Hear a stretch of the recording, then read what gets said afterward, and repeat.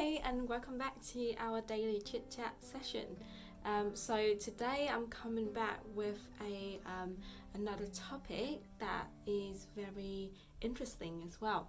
So I think the best bit of this whole chit chat session series is that I can address a lot of topics that a lot of people might have never been interested in, and even if they have been, they never actually have somebody else to talk to or somebody else that they can mirror their voice with. So today I'm gonna be talking about how I get to this point of being very confident.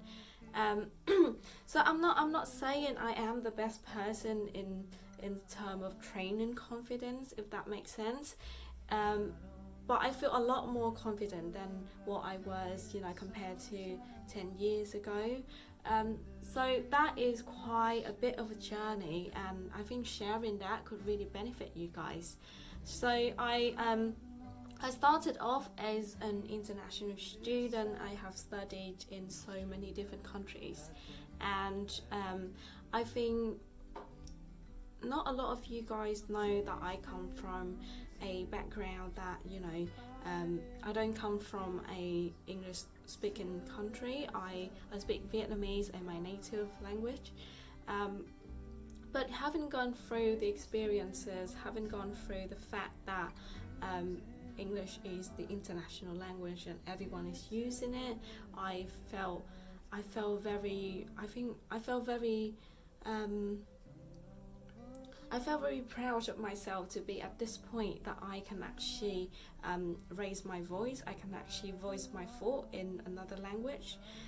So I used to be somebody that is really shy, and I remember the first time that I walked into the classroom of so many local students, being able to communicate in English so well and so fluently, and I was just there, not even understand a word that the teacher said. Even though I was coming along to that class on a scholarship, I felt stupid, and I felt like I was the only one in that class that didn't get the content. I didn't understand what was going on.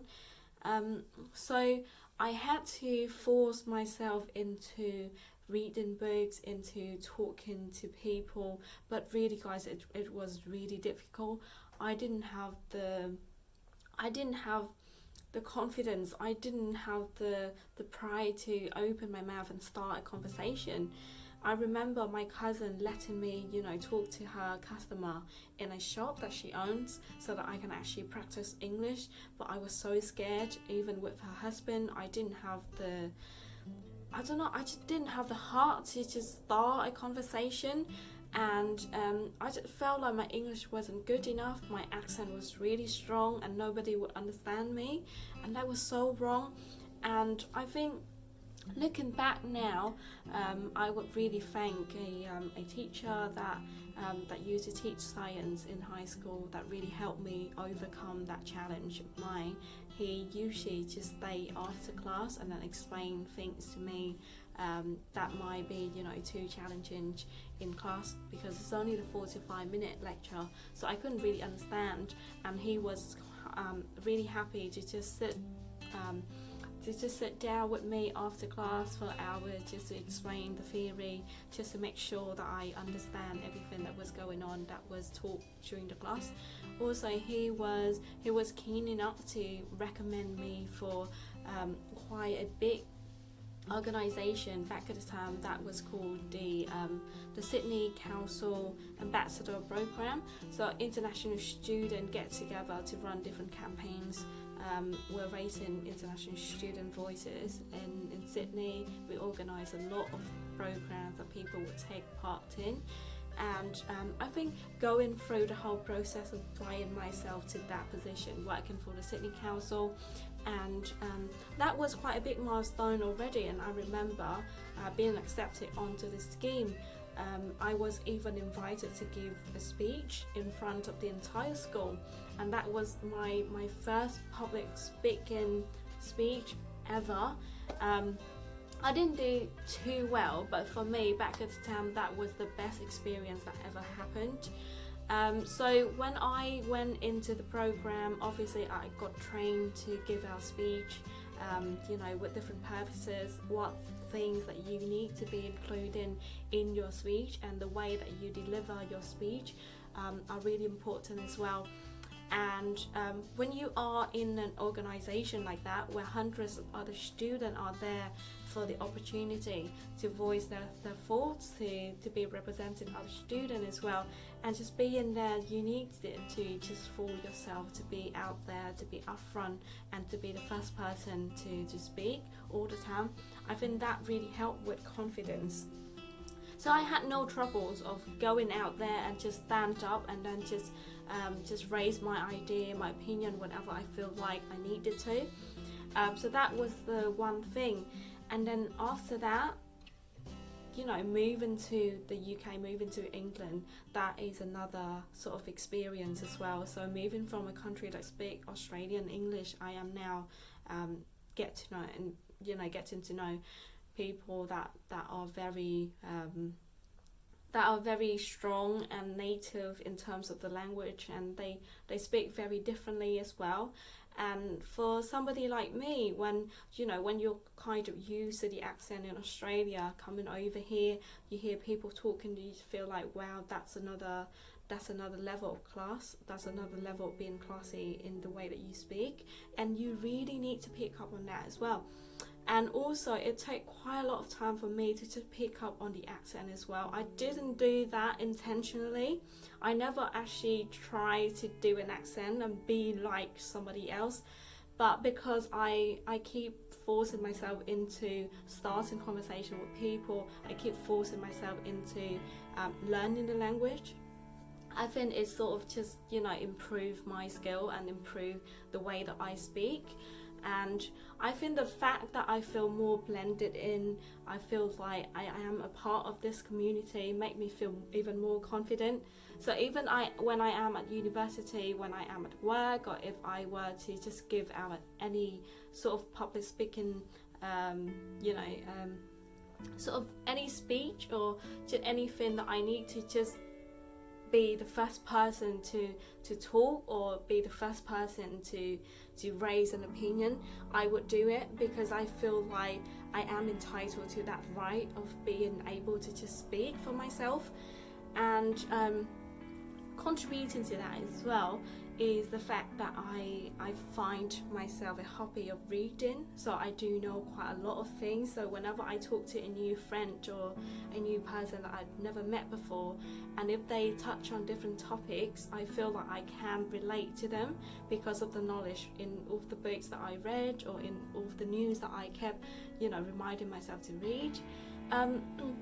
Also in terms of doing other physical activity, in terms of doing any other physical activity as well, that actually gave me not only the strength from inside, but it actually gave me the physical strength and the physique that when you go out there, you know that you look good and you feel good, and you also feel more confident just because of that. Just because I feel like I fit better in my jeans now, I go out there and I feel more confident.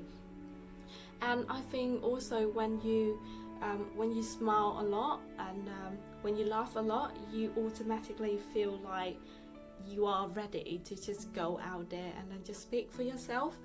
And I think a big part of that is that I understand my own weaknesses and I keep laughing at them. So instead of being scared or being afraid or being picked on in terms of having a weakness, I keep reminding myself that is my weakness and just keep overcoming it. I know that I need to work on it. I know that that is my weakness, and the more that I talk about it, the more that I make fun of myself, the more that I make fun of my weakness. When somebody else make fun of that same weakness that I know that I have, there's no problem. I have no problems with that.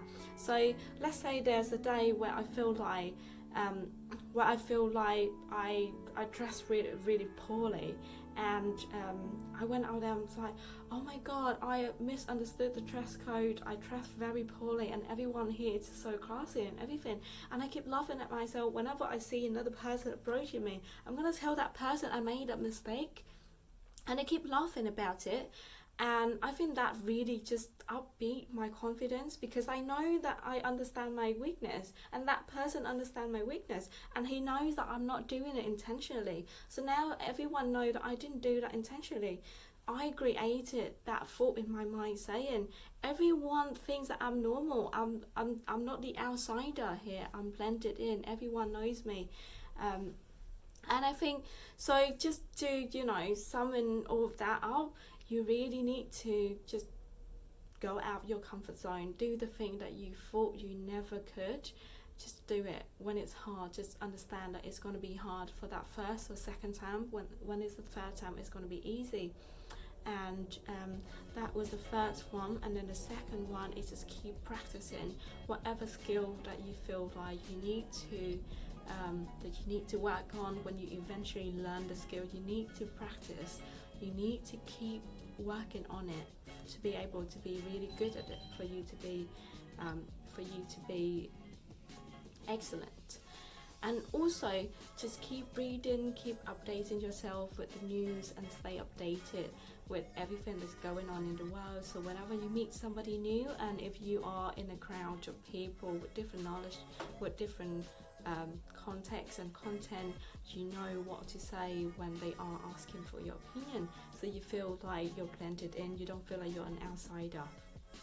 Also keep working on your physique, keep working on your health and well-being, keep working on your fitness, keep working on your nutrition, so you know that you look good the way you are and you feel good.